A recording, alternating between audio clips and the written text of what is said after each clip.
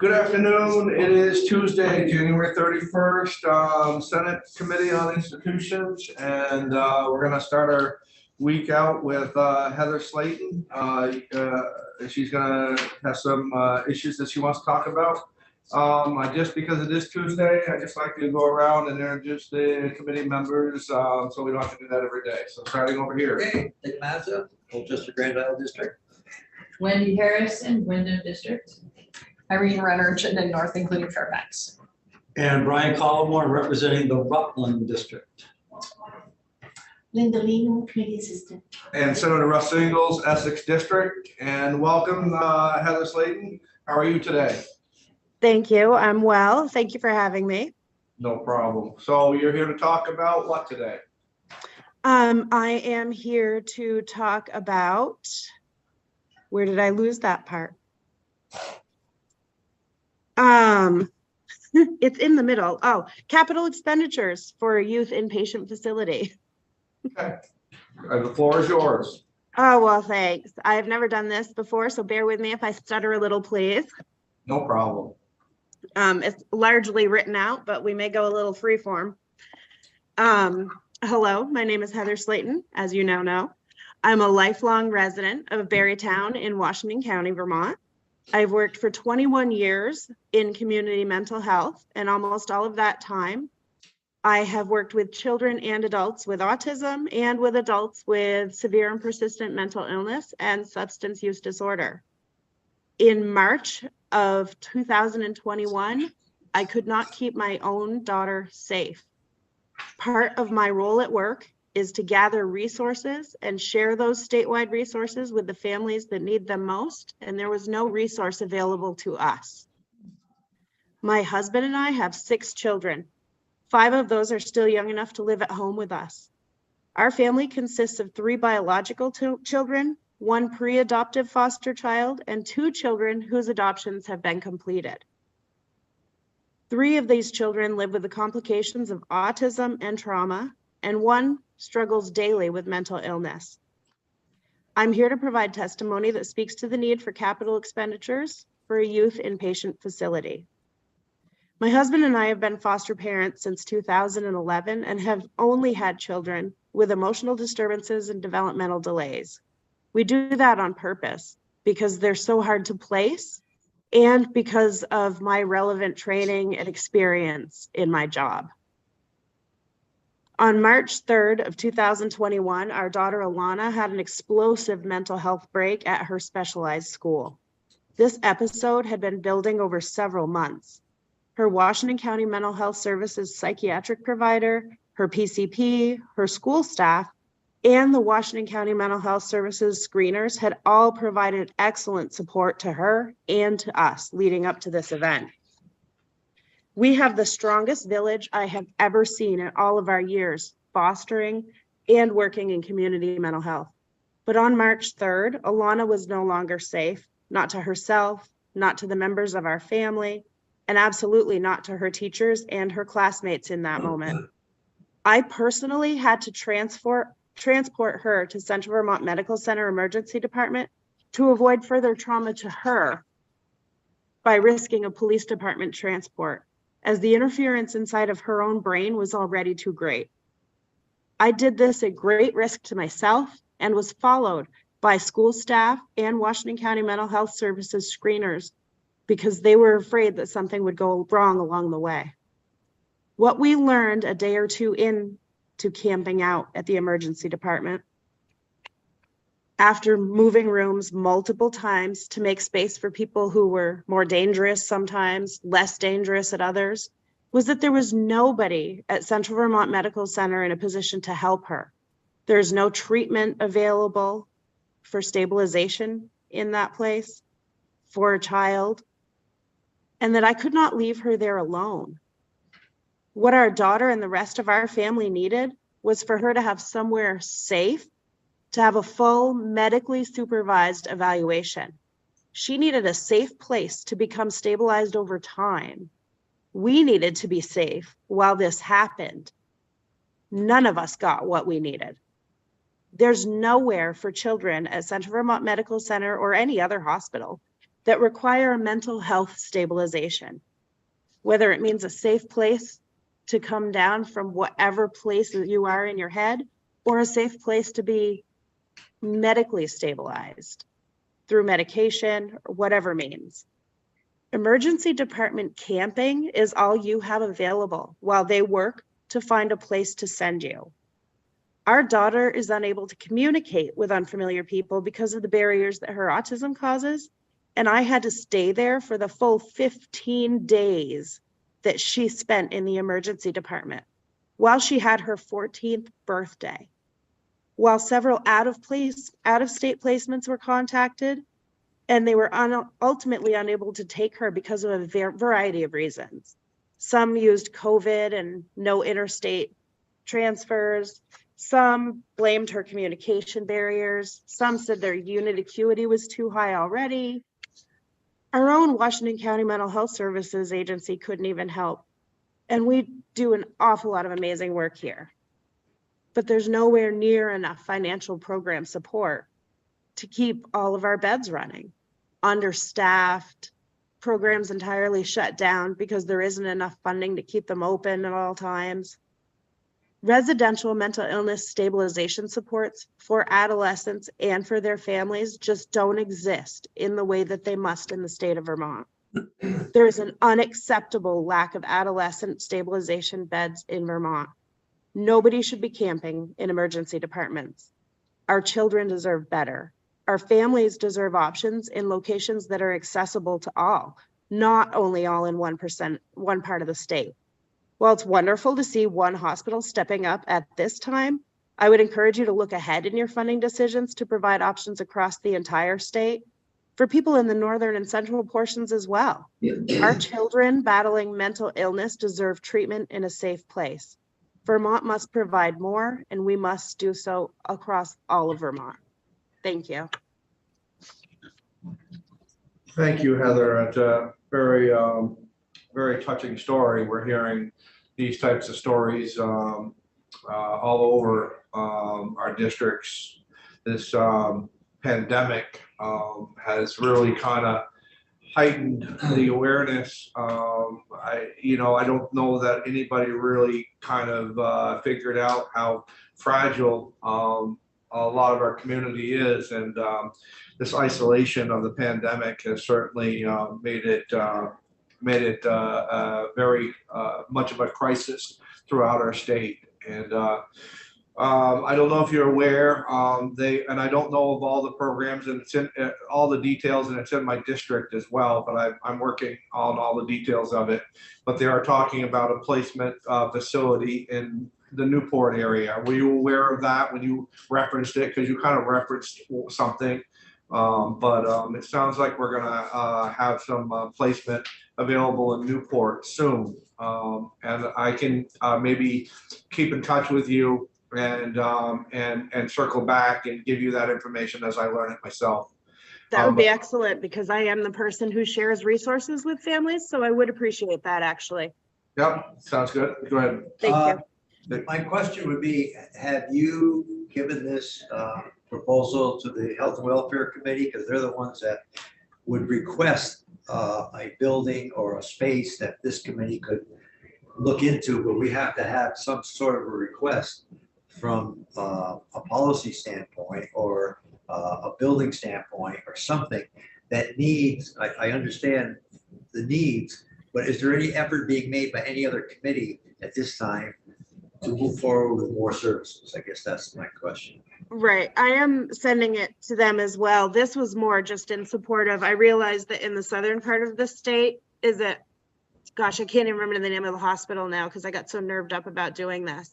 The hospital that is now attempting to add beds for this purpose. I think it's a Brattleboro Retreat. Is it Brattleboro Retreat? Is that ring a bell? No, I think it was, I want to say it started with an S. Yeah, I know which one too. I can remember a little bit about that too. I would encourage support around that. So yeah, so I would take to, I would listen to the question that Senator Mazza has proposed to you and try to get in front of that committee as well. Yes. You know, there is a big focus within the state to, you know, there's other sightings that they're working on as well. But, you know, you bring great awareness to a problem that is probably being raised repeatedly over and over and over. But, you know, you're a good advocate for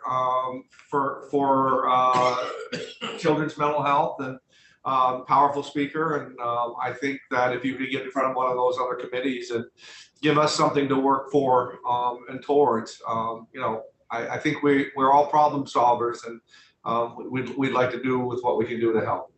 Well, I appreciate that. And I agree with you that COVID has definitely been it's been moving things. It's been highlighting a lot of things. But I am hoping that people will recognize that it's not caused all of this. It's just, I think, brought a lot of people forward finally. Yeah, I mean, I don't know that it's caused it, but boy, Yeah. it's really exacerbated the situation. It's brought it to the top. Yeah, people are finally coming forward for sure. Yeah. Yeah, and recognizing. I just wanted to follow up based on both of your two questions. First, thank you so much. Your perspective as a parent and as a professional is really, really helpful. Thank you. What is the exact name of the kind of facility that you're advocating for? Because it says on our agenda, youth inpatient facilities, and then I know there's secure facilities, but what is the exact name? Because I'm new to this area, and it would be helpful to know exactly what you're advocating for. All right, sorry, I have to shrink you for a minute and go back to my email, the email that Lori sent. Only because I can't see the. Well, we've heard of secure facilities that have more of a law enforcement. Yeah, Oh, no. Yours is not anything that. No. They're working at another facility, or they're trying to cite another facility in Newberry. And they're going around and around in that, but that is more for children that have been caught up in the law part of that. But you're looking just for Medical. mental health facilities of children who haven't been introduced to the law aspect of it, correct? Yes. And I'm looking now for the name of the place that is trying to open right now. And while you're looking, and I just want to remind you and our committee as well that a lot of what you're asking for, without a referral from another committee, it deals with policy, and we're not policy. We're the brick and mortar part of it. But if we get some traction with another committee that actually wants to build and site a facility, and then that's where we're going to come and play, possibly with capital funding. And Right. More clear, my question, it's not the facility that's existing, it's the type of facility, just because there are these categories. So if youth inpatient facility describes what you're talking about, that's fine. I don't need any more clarification. So my understanding when I was asked to testify is that this is a brick and mortar request. And I'm trying to find the name of the location. And that is why I'm here. And it says youth inpatient. Sorry, I'm reading. There's so many emails. Yeah. Yeah, we only build what we're asked to build, whether it's a correctional facility or once the policy is determined whether we need more correctional facilities, they come to this committee and ask for expansion of the correctional facilities. And that's when we step in. But prior to that, someone has to make a decision what they want to expand on and what facilities they need, whether it's leasing space or whether it's building space. And I sympathize with you going through it. It must be terrible. But I mean, thank God there's people like you out there. But on the other hand, what is this committee requested to do?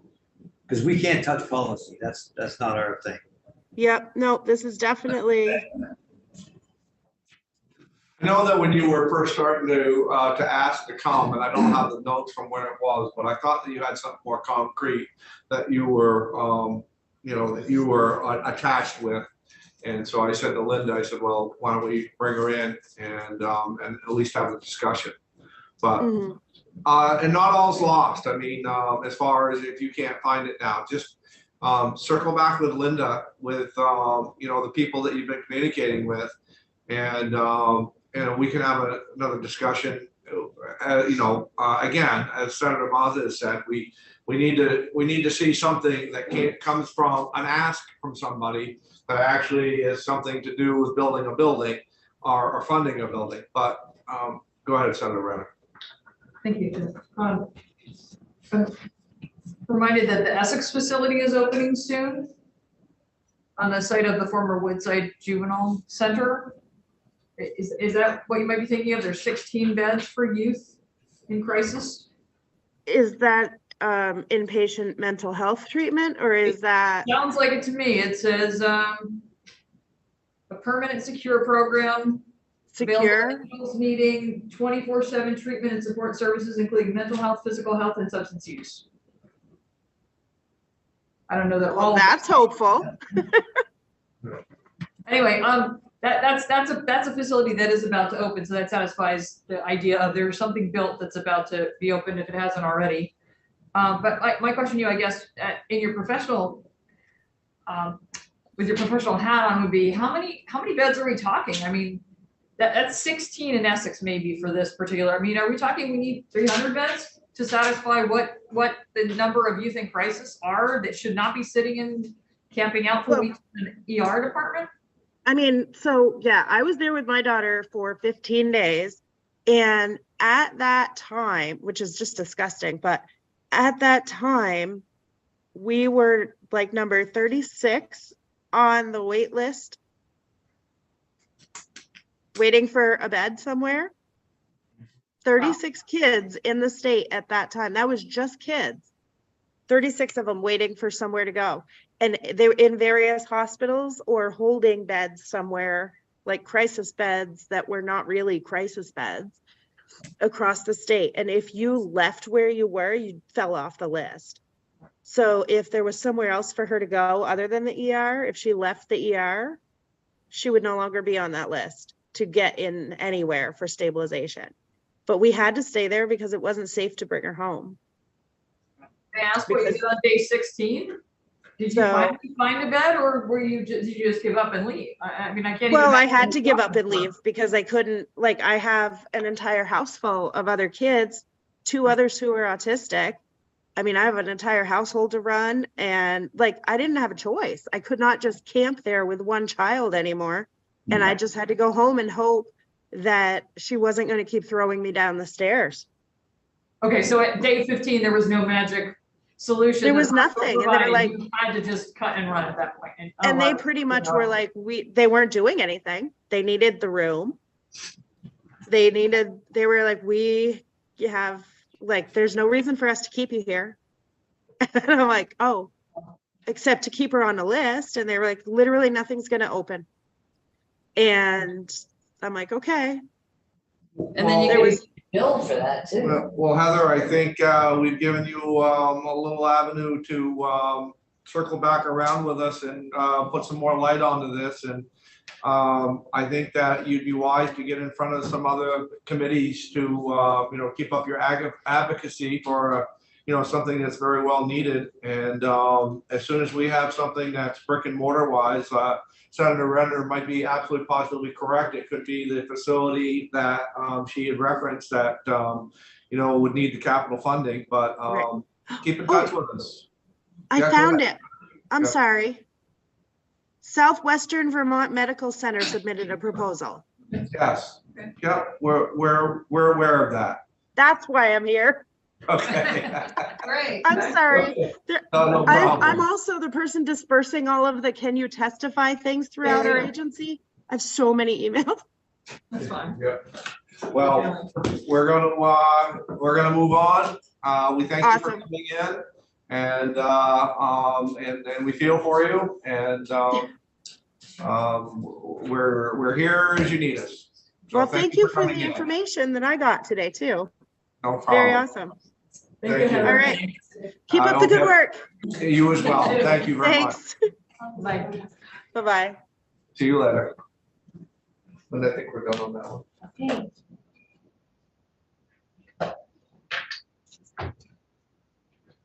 Okay, are you guys ready? Yeah. Okay, well, we're gonna move on to our 145. Everybody's good. We have Rebecca Wasserman and Dan Dickerson, and they're gonna talk about the capital expenditure cash fund. So whoever would like to go first? And they both have documents they'll be referring to there on there. Okay. Oh, good. Okay. I'm gonna actually, just excuse me for a second, I'm gonna grab my iPad in the next room so that I can get that up there. Will you be able to put them up there, Linda? I don't have my computer with me. I can do that. Thank you. Thanks. Or if it's, you want me to share the screen, I can do that too. Yeah, just so the viewers, the tuning in get to see it too. Let's see. I don't mind it, just did that.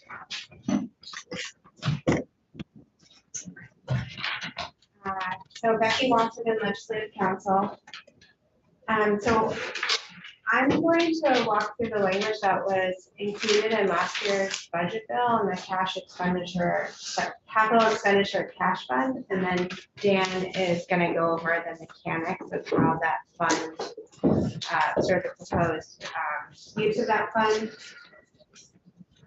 So last year, as part of the governor's capital budget request, they proposed some language to establish a cash fund to pay for certain capital projects.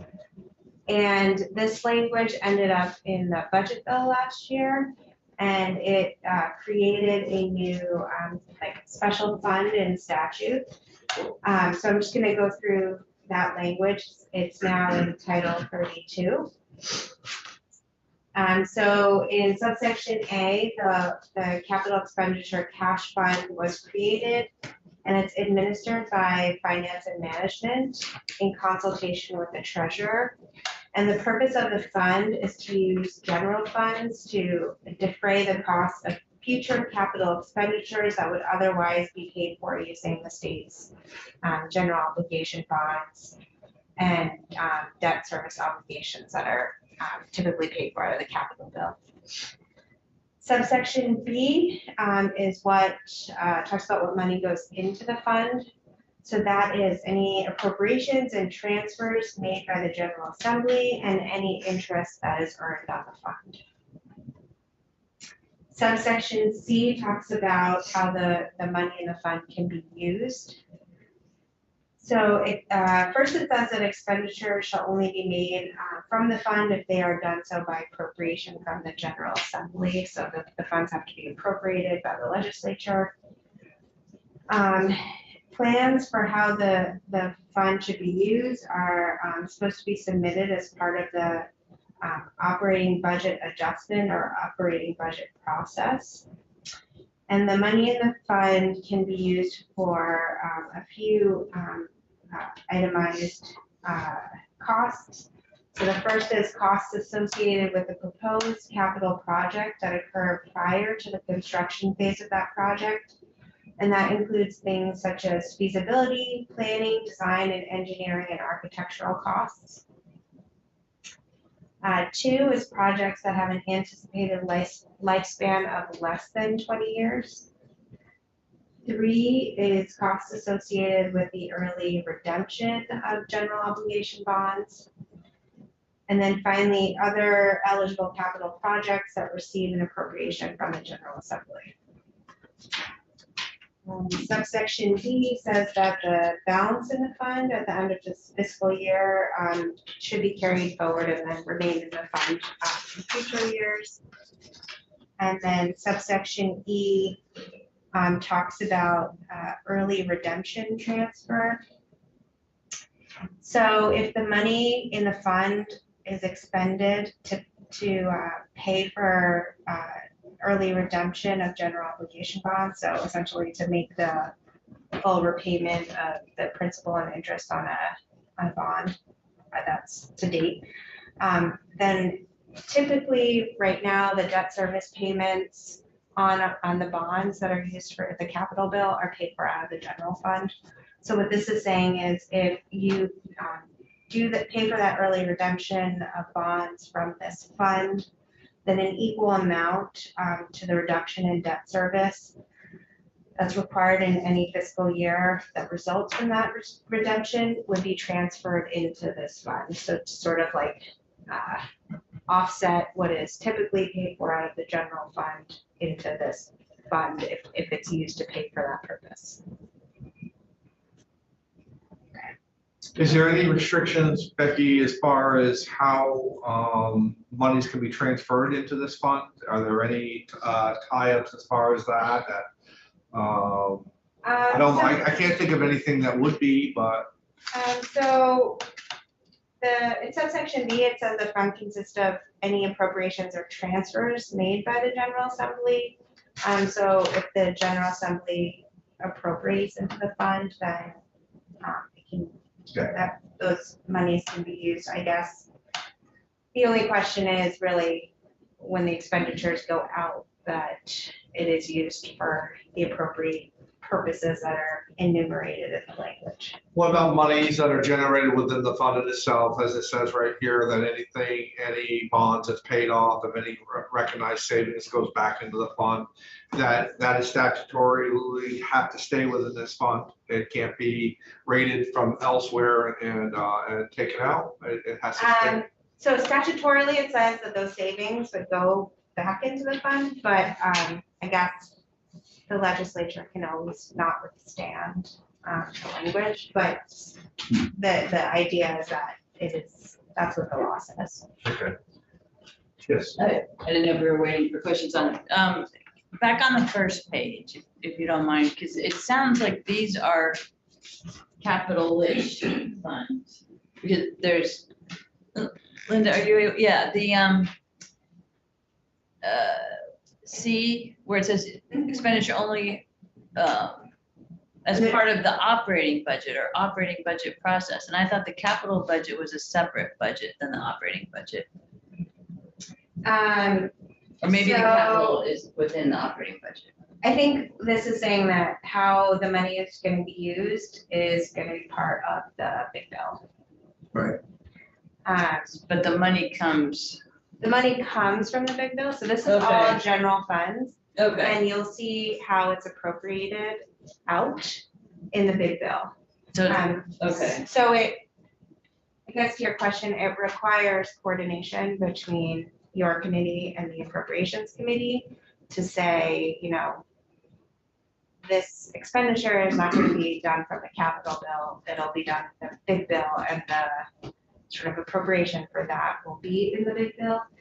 I think one of the things your committee has to consider is how you want to reflect that in the capital bill to show that a capital expense that typically would have been in the capital bill is being paid for out of the big bill.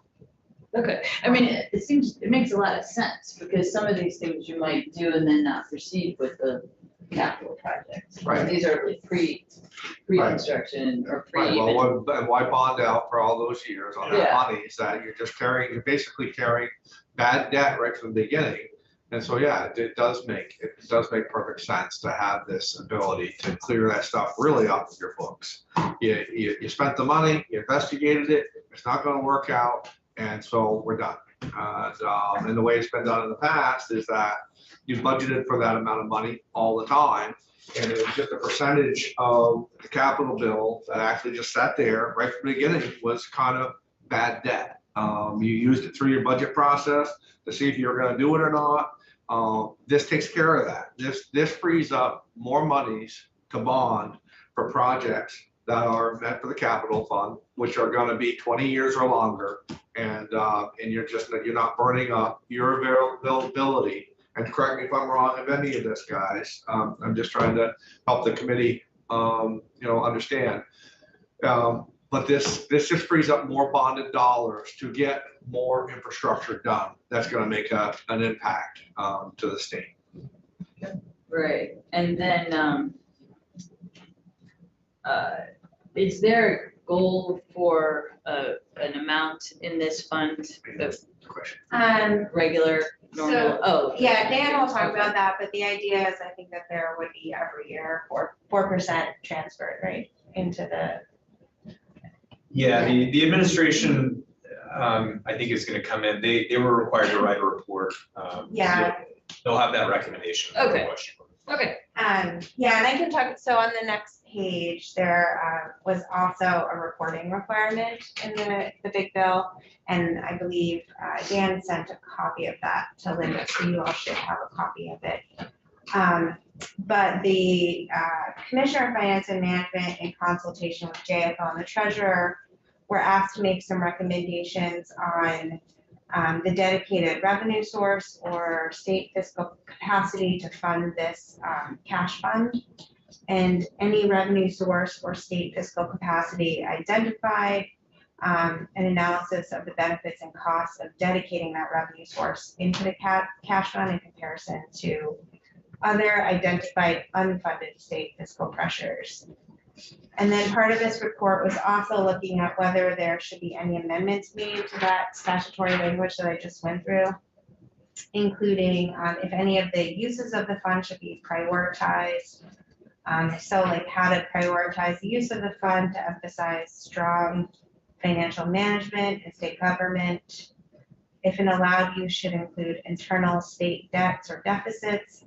And then finally, if an allowed use should include state assistance for projects to mitigate emergent health and safety needs. So essentially, this is saying, should we go back and look at what we said the fund can be used for and sort of add or change any of those uses? And what are internals, if you don't mind, what are internal state debts or deficits? Is like between funds or something? Yeah, there are funds that exist for Like movement of money between, yeah. like fee for space. I don't know how familiar you are with that, but each department receives a general fund allocation to then pay into a fee for space fund to manage all of our state buildings. And so that's an example of the fund, that internal service fund. Okay. So that's like there isn't like long-term debt, like sometimes you'll have a utility in a municipality that can loan money to the general fund on a long-term basis because it doesn't need that money for years. I don't believe this was referring to that. I think so. So this is just the internal, like temporary funds, like. Yeah, we're not, they're funds, because they're internal, we're not like paying interest to some outside Okay. entity. It's just funds that are in deficit. Okay, thanks. And so this report was due January 15th, and a copy has been submitted to your committee. And that also is on your webpage today, but the administration will be coming in next Tuesday to address the same subject. Okay, thank you.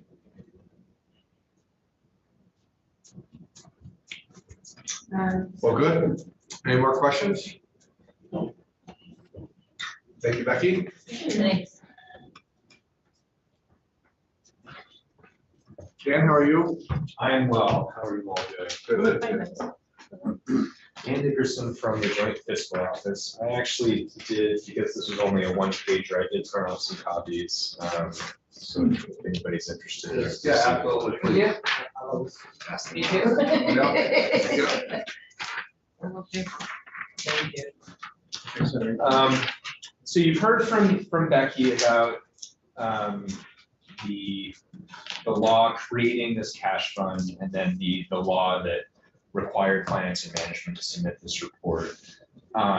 So I've summarized those two pieces of language. I won't go through them any further.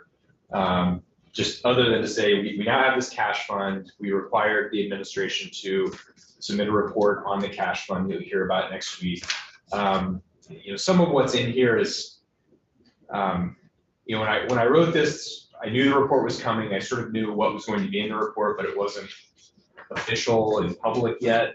So there's there's probably a little bit of me getting ahead of what the administration is going to present, and I'll try to be transparent about that. Just so you know, I think there are a few pieces where, as your, I guess, fiscal counsel, I want to lay out some cautions with what the administration is going to propose in their report, and then to help you make your decisions. But like I said, I'll highlight those. But as far as the funding, so and this is part 3 of this first page, in Act 185, which was last year's big appropriations bill, the General Assembly said that, of any surplus at the end of FY22, so that's the fiscal year that's now over, there's basically a waterfall of different places that surplus funds would go. And among those was the allocation of 25 million of general fund to this new cash fund. And those, the surpluses were healthy enough to allow for that to happen. So this cash fund has been capitalized with 25 million of general fund dollars that are sitting there. Yes. So in the case where there might not be $25 million in surplus revenue, how would that work? Would the cash fund be the first place they go, or how far down the list? Well, this was a one-time allocation pertaining just to FY22. So this isn't the case going forward. Okay. This was just setting up a scenario for how FY22 ended. If there's more than what the General Assembly appropriated, then here's where those funds go. If there hadn't been sufficient surplus, then I think the cash fund was probably in the middle of that stack of priorities. So okay. It's possible it wouldn't have received anything, but as it stands, it received that 25 million, so it's sitting there. So next week we'll probably hear about what their plans are to move forward to keep it a sustainable fund, how they're going to fund it. Yes, okay. You'll hear their proposal, and then the capital bill also proposes spending down some of this 25 million over the next 2 fiscal years, 24 and 25. Yeah. So the next big piece that the General Assembly did, if you guys are ready for me to run, yeah, please. Act 185 also in this waterfall said that of any surplus funds, we will send 20 million to the treasurer, appropriate 20 million to the treasurer to call back any callable bond debt. And to date, there's sort of a corollary to this. To date, the treasurer's office has not done that, so they're still sitting on this 20 million. We asked the question on behalf of a few legislators of, now that we're in a different environment as far as interest rates, does it make more sense to use that money to avoid future bond, or does it still make more sense to pay off the existing? Yeah. And we did get that analysis from the treasurer's office. And so, they have their bond counsel, I think they're called PRAG, run 2 scenarios where, scenario 1 is use this 20 million, you avoid future debt. You spend it in the capital bill, which allows you to not bond. And then this other scenario, which had a few different pieces of, you use that to call back debt, but you could call back debt in different ways. So there's, depending on how the age of the bonds that you hold, you could pay off some that are going to then save the state a lot of money up front because maybe they're close to their expiration, or you could pay off some that are going to pay smaller amounts over time, but it might net you more savings. So it gets into the weeds pretty quickly, and I'll try to avoid doing that. But the way it essentially shook out is it still, narrowly makes more sense to pay off existing bond debt.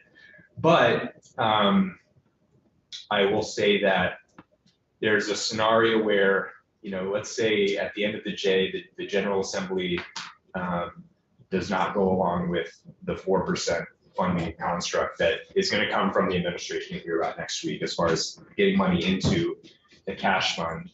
Then, the treasurer's office could, in paying off those old bonds, they could pay them off in a way to say, okay, well, we didn't get this funding construct through this year. We could pay them off to put more money into the cash, essentially loop more money into the cash funds over the next few years.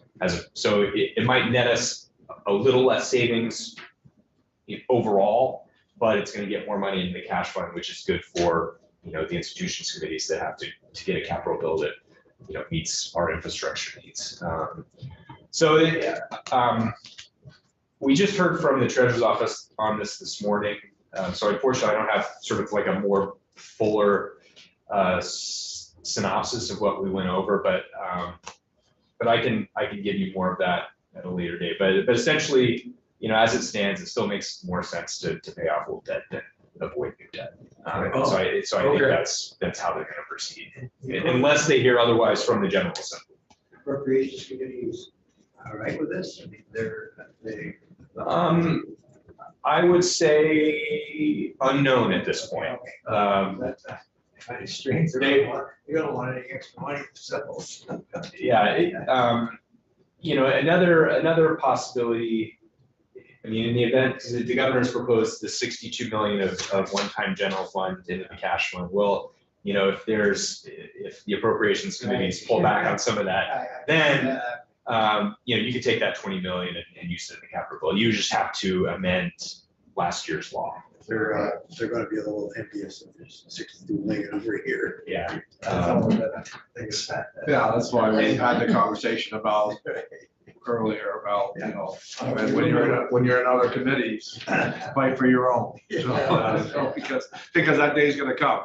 And I'll say that it's, you know, if the 20 million had to be used in lieu of some of that 62 million, you know, it's not going to net the state the same amount of savings, but it's not a huge difference. I mean, it's, you know, a few $100,000, which it's, you know, it's definitely money, but in the grand scheme of the budget, it's not a tremendous. They just had a preference about how they wanted to use it versus how it could end up being. Right. They like to throw. Right.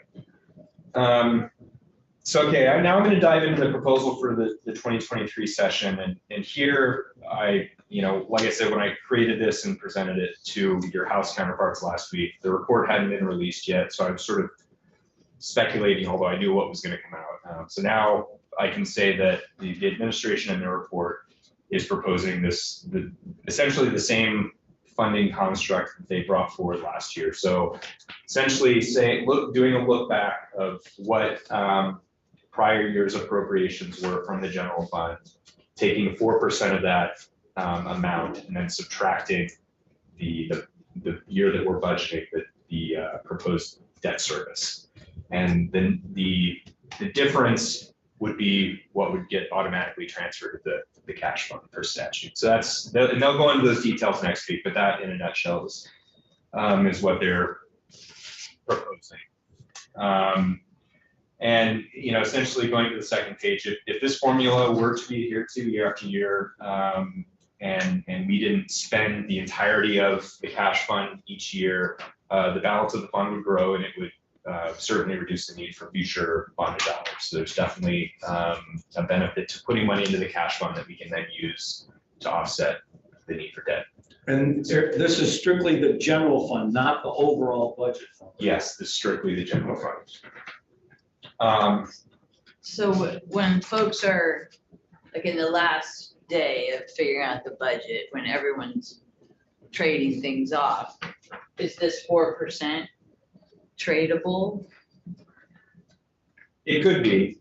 You know, as Becky noted, the legislature can basically say, notwithstanding law, you know, instead of, let's say, a year that 20 million would go to the cash fund under this 4%, you know, the General Assembly could say, you know, 10 million instead. And so there's, you know, you can notwithstand, you know, a lot of things. Right. Did anyone consider having it be part of that, I forget the name, the like CASP process where Those the CDAC, the capital debt affordability. Yes. Because that seems more independent and focused on this particularly. That's certainly a possibility, although I would say that CDAC's charge is more, you know, they're looking objectively at the big picture of, you know, what's our outstanding state debt, what are sort of our, you know, some of our fiscal metrics, and what's our ability to borrow, which, you know, by and large aren't really political questions. They're more like, this is just the reality. Right. And I think in figuring out what the appropriate amount to go to this cash fund is, it does get into more political territory, because there are a lot of funding needs out there. And so that, you're telling one committee that is only focused on, debt and the affordability of debt to make a recommendation on one area, when there are a lot of other areas that, the governor and the General Assembly have to consider. So I think it's challenging to see them making that recommendation, but it's certainly, just me sitting up here and not really giving it a whole lot of thought. I mean, I'm sure it's possible, but it creates more of a complicated dynamic, I think. Right. Go ahead. And I think another consideration, also not having put much thought into it, is that the fact that the General Assembly always follows it's advisory what CDAC produces the recommendations, but the General Assembly has historically always followed what they have recommended. And that impacts our bond rating. Like, I think it helps to show that the General Assembly is following that. When you add in the cash fund dynamic, I think it's also, I don't know how that could impact, like, if the General Assembly 1 year decides to do something different with the cash part of it, like if that impacts like the bond rating in some way to show that they're not exactly following what CDAC is recommending. Well, it certainly can, it's certainly having that cash out there, the further you get down the road, of all of what's gonna go on and everybody looking, it certainly can impact the work that we put into this as a committee. I mean, if you get going down through and we start meeting with the House and we start trying to figure things out, then all of a sudden that money's taken out of the mix, it certainly changes our structure quite a bit, so. It's gonna be every year anyway with that added funds also. Yeah, it really is. It really is. We usually have strict guidelines, if you stay with it, this year you get the. Yeah, I mean, It's easier to have strict guidelines. yeah, I mean, Yeah. there's times where they can't touch with what we have. What you got, that's what you spent. Right. So, yeah, it's It gonna should be be different. spelled out. It's gonna be a learning experience for sure. Well, and this is a new thing too, right? So it can be 5 years or something. Yeah, I mean, I guess the thing that, I just want to remind the committee of is that the asks that we receive in this committee are no less important than the asks of other committees. And we have a role in government to take care of the obligations that come before us. And just because something might be a little bit more shinier over there doesn't mean that it's any less important than that we try to retain with what we have here. We'll have to postpone the interstate up in Newport area. Yeah, well, I was counting on that. So going on in this part B on the second page, I sort of just listed some assumptions that need to be made for, an analysis of the cash funding construct. I think the administration is going to get into some of this. So I mean, most of this I think is self-explanatory. So I think what I really wanted to emphasize are these items that are in red, and these are just sort of things to consider as you make decisions on, do you go with the 4% or take a different path. I think the question of what if you've created this statutory construct where you've got this 4% that's sort of minus debt obligations peeled off that goes to the cash fund. What does happen in a really good general fund year? Does the General Assembly sort of set itself up if you've got on paper this really large amount of money that's going to go in that's maybe a lot higher than what you intended? Do you set is it easier to set a ceiling maybe in statute of 4% but no more than X amount of money or X percent or something like that, or not percent, but X, amount of money. If maybe just keep it simple, like maybe you just want, no more than 20 million going there or something, just put that. Right. And then on the other hand, what if there was a really bad general fund year? Could it be, would you have a situation where on paper, the cash fund would owe the general fund money because our debt obligations were greater than that 4%. I think the administration's report will make a recommendation around that, but just to put that out there to think about. I can tell you that I'm pretty certain you're gonna see school construction aid back in this committee. It's gonna happen, I think. How many years? 12, 15 years, we had school construction. I got it. I think it's gonna happen. Because schools are, it's been a long time since they've had any improvements, and they're gonna be back for, there's talk out there, and I suspect it's gonna happen. I don't know. That's the only place you're gonna come out of. It's gonna come out of here. It's gonna come out of anywhere. I don't see it coming out of the general fund. So I see it coming back here. There's more talk of it. The school. They haven't done any improvements to their schools in a long time. But it would be more for improvements, right, than new buildings, because the student population is still going down as far as I know. We're not gaining. No, student enrollment is way down. Yeah. Comparison, but in some cases you may have a like going to experience. Yeah. That's what more, I think it is. 180 anyway. Yeah, that's minimum, and that's that also goes higher. But you would throw that 30% school funding here, but I think it's going to come back. I don't see how they're going to avoid it as long as you have schools that needs, whether it's Belvedere or wherever it is or something. I think that IT is another area that could. Yeah, that's right. That's right. Or at the even if it doesn't end up in front of the institutions committee, I think if you have the cash fund that's well capitalized, there could be a demand on that specific fund. No matter that, it's like that's going to be going wrong. But doesn't that Big sort of universe. fly in the face of the 20-year situation where? DMV's computers is over 50 years old. Yeah. So I certainly think you could, I apologize for stepping on you as far as what you're asking, but, I think that, when you look at DMVs, which is well over 50 years old, it sort of is over the 20-year threshold. And I think even if it wasn't, if institutions committees were going to be the bodies that were determining the use of the cash funds, I think that's an area that even if it wasn't eligible, if an IT project wasn't eligible for bonded dollars, it could be eligible for cash fund dollars.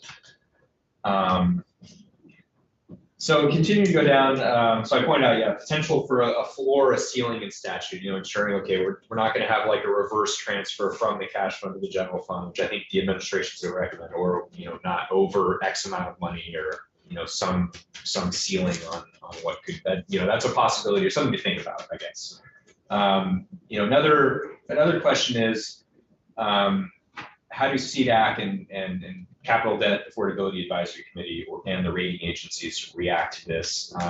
And I think what is more impactful to them, having the fund and perhaps putting money or having the fund and putting money in the fund, or having the fund and then having this statutory methodology for capitalizing the fund. So there's a path that you could go where you got the fund and the governor makes a recommendation for what goes into the fund each year, and that's something that budget committees and institutions committees sort of debate and eventually pass. Or you've got this statutory automatic transfer.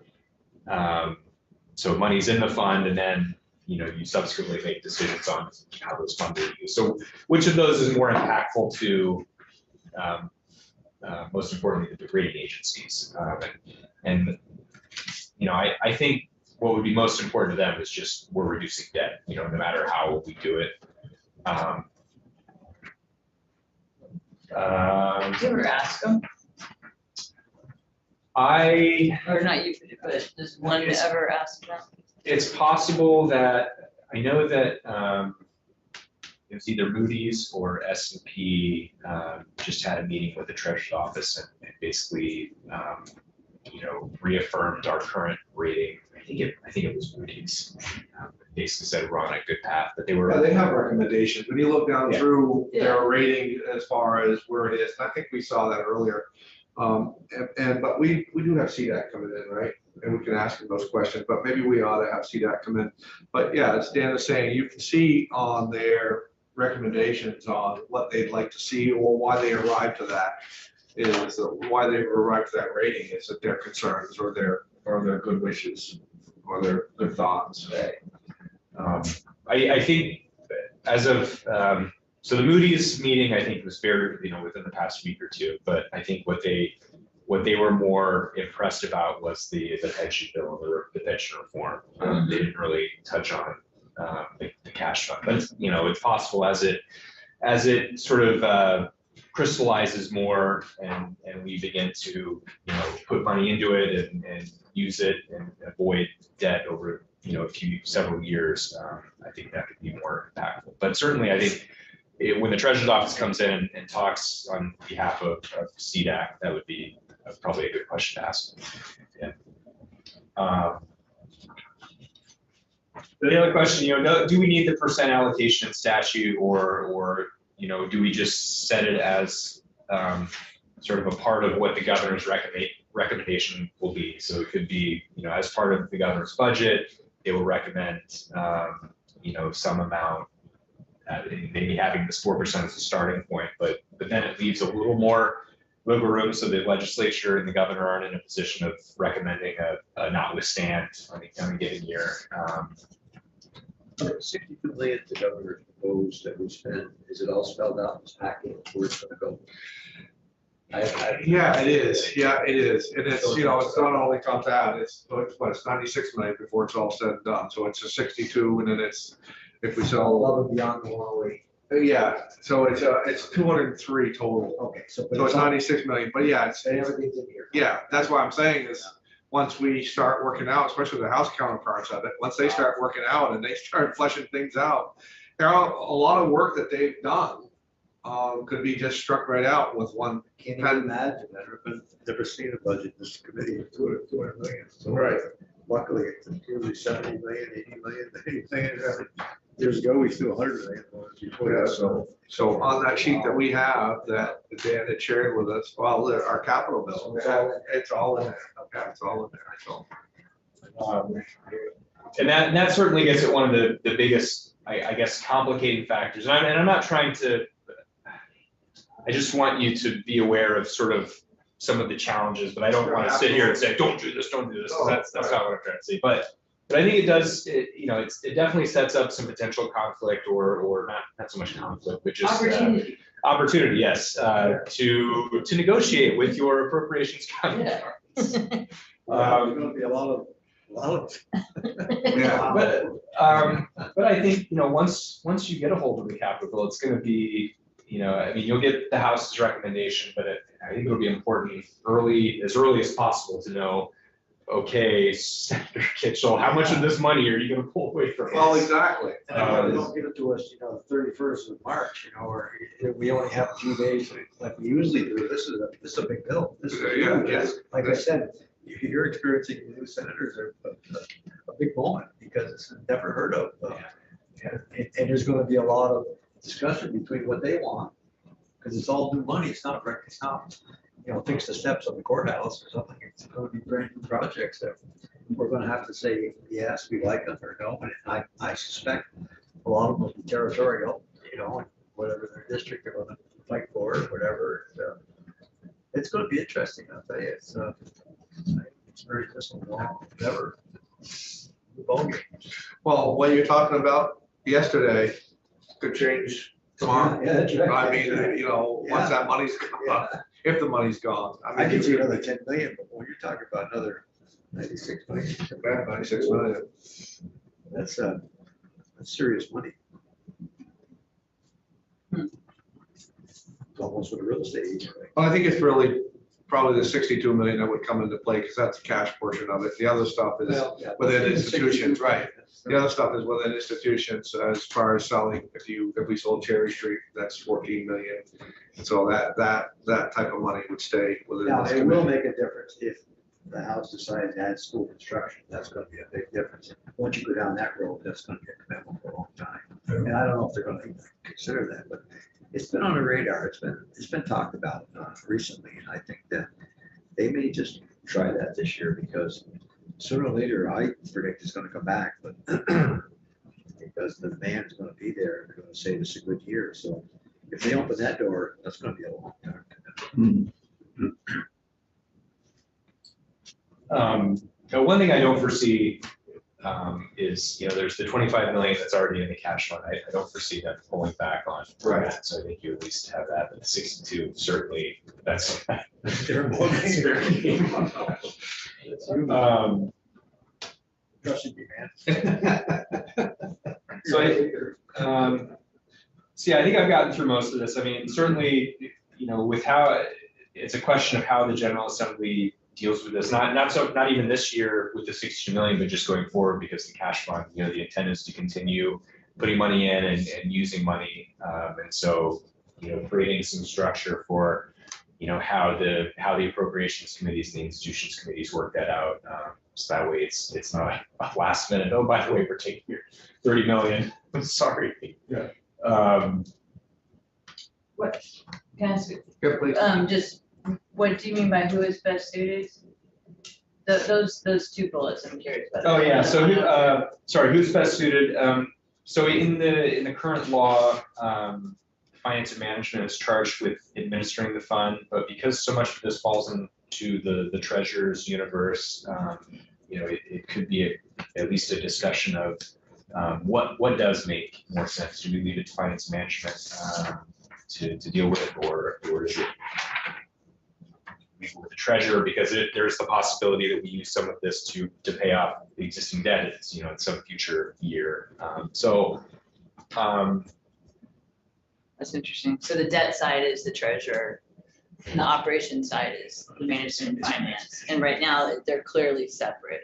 And this is kind of an in-between, or it could be. Yeah, I mean, it's certainly, it's a fund that could be used by either. And so maybe in the end, finance management is the one that's best suited, just because it's going to be, the cash flows are going to be more on their end, because it's going to be, more often than not, it's going to be going towards capital projects, which would funnel from them down to PGS. But I did want to put it out there because it does sort of touch on the treasurer's universe.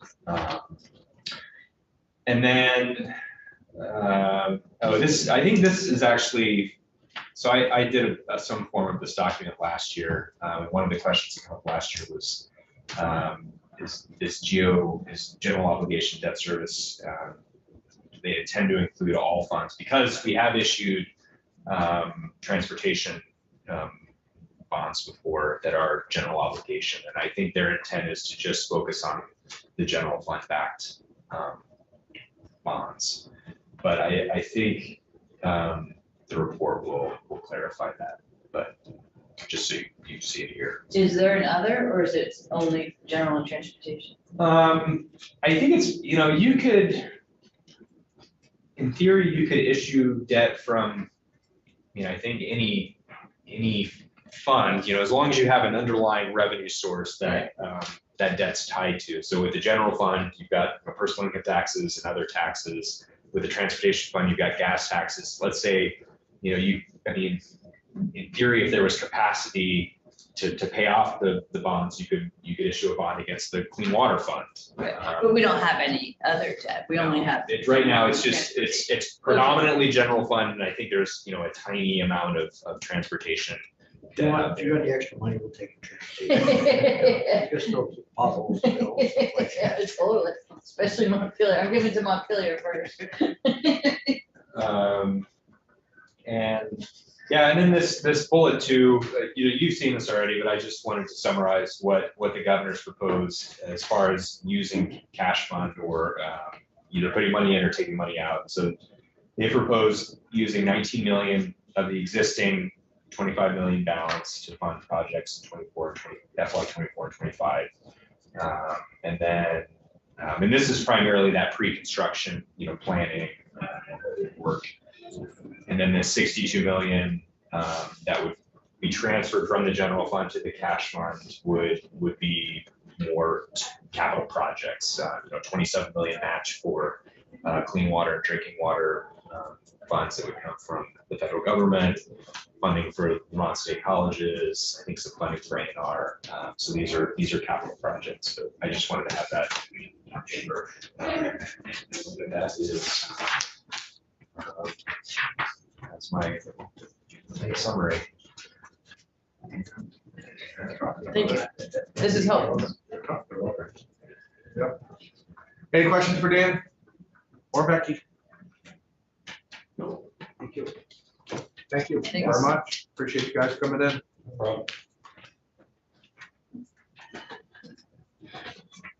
I think it kind of sets the table up for a lot of what we're gonna be doing or not gonna be doing. I mean, when we start talking about that type of money out there and all the wants that seems to be going on. Yeah.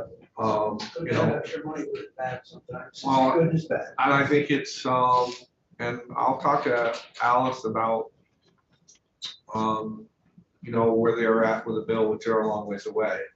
But at some point in time, again, we'll get another copy of the bill in itself, and we'll start assigning segments to it. And I think one of the reasons why, because I think we need to do it sooner than later, is not from what I had said, well, as much as what I said earlier about why I want to do that, but I just think there's so much that can change. There's so much in this bill that's going to change as we're going. Like I said, we could be working on something one day and then the next day that's gone. And so for us to really understand the segments that you're assigned are going to be very, very important. I just told the chair, I suspect maybe they'll try the state house expansion again. That was up last year. They want to expand the state house. That's a big project. That's 30 million or whatever. Yeah, it was. Before inflation. That's right. That 30 million is 40 million. I think that will probably be on the radar again this year because they were promoting it last year. We slowed it down considerably, but it was hard, Well, I think they're about ready to have that report drop. If it hasn't already, I can ask BGS where it's at. That's going to be a big issue if they bring that back up for discussion. That's a tough sell for the public out there if you're expanding the state house. I know there's a space issue, but there's a lot of space down across the street here, just down the road here, that building, they're all empty. Well, you look at the Supreme Court building, the stack areas and stuff that we've gone through, and you're talking about 3 full floors right there. That could be, Sure. I mean, I don't know why you wouldn't want to use that space that's already there. Beautiful space, nice space. Is any of this new incoming money, time sensitive? Like, does it have to be spent within 5 years? Yes. Yeah, ARPA had restrictions on. Right. I know the ARPA did, but is any of this 60 million? Well, that's Do you- surplus funds, right? The 60 million surplus funds, so you can spend that with it the way that, it's allocated through here. But the IIJA was all incremental as far as how it had to be spent. And then, all that federal money, it had a burn rate as far as how it would have to be not appropriated, but how it had to be spent. It had to be spent by. So.